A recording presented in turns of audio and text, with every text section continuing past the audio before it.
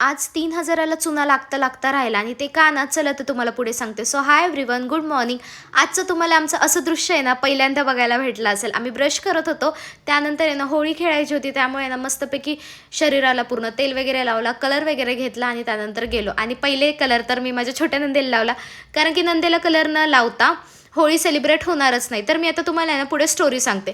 माझं आहे ना सकाळी ब्रश करताना मी व्हिडिओमध्ये बघितलं की नोज रिंग तर होती माझ्या नाकात आणि त्यानंतर माझी नोज रिंग इथे बघा तुम्ही गायब होती आणि मी इतकी जास्त घाबरले आणि कंप्लीट माझी फेवरेट नोज रिंग होती, कारण की ती आणि ती 2-3 हजाराच्या आसपास तरी होती. ठीक आहे, पैशाचं नाही आहे काय, पण असा हलगर्जीपणा मलाच किती महागात पडला असता.